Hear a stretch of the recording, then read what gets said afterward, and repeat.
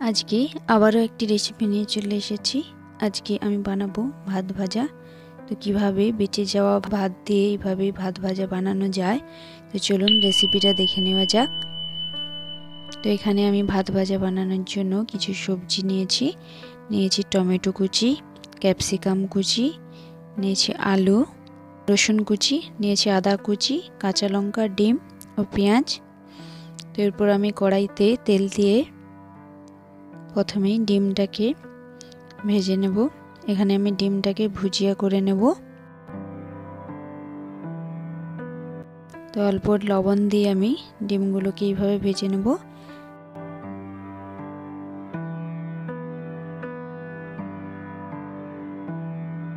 তো এরপর কড়াইতে সাদা তেল দিয়ে আমি দিয়ে দিচ্ছি হাফ চামচ হলুদ গুঁড়ো।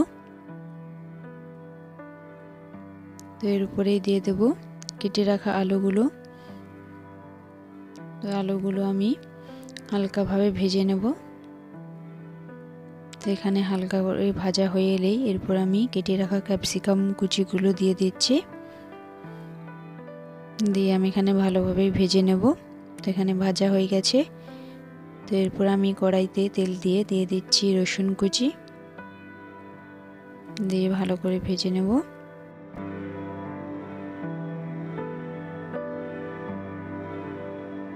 তো এরপর আমি দিয়ে দেব পেঁয়াজ কুচি। তো পেঁয়াজটাকে এখানে আমি ভালোভাবে ভেজে নেব। তো এখানে হালকা ভাজা ভাজা হয়ে এলেই এর উপরে আমি দিয়ে দেব আদা কুচি ও 2 থেকে 3টে কাঁচা লঙ্কা। দিয়ে আমি ভালোভাবে মিশিয়ে নেব।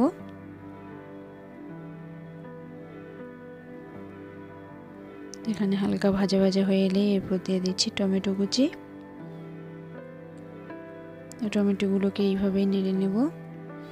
তো টমেটোগুলো গলে এলে এরপর দিয়ে দিচ্ছি লবণ, দিয়ে দিচ্ছি হাফ চামচ ধনে গুঁড়ি ও হাফ চামচ জিরে গুঁড়ি। এখানে আমি ভাজা মশলা ব্যবহার করছি। তারপরও ভালোভাবে মিশিয়ে এরপরে যে আমি ভাতগুলো রেখেছি সেগুলো দিয়ে দিচ্ছি।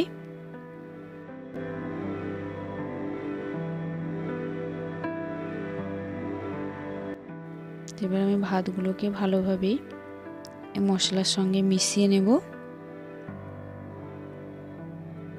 তো এখানে আমাদের ভালোভাবে মেশানো হয়ে গেছে।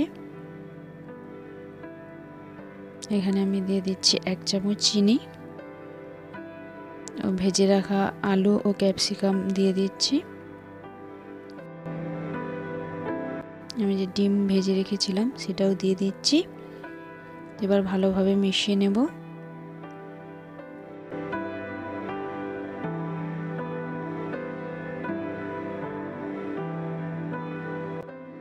একটু টেস্টের জন্য এখানে আমি টমেটো সস দিচ্ছি।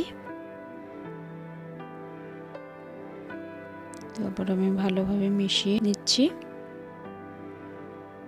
তো এখানে আমাদের একদম রেডি হয়ে গেছে ভাত ভাজা। জল খাবার হিসেবে একটি দারুণ খাবার। আপনারা একবার প্লিজ বাড়িতে ট্রাই করুন, অবশ্যই ভালো লাগবে।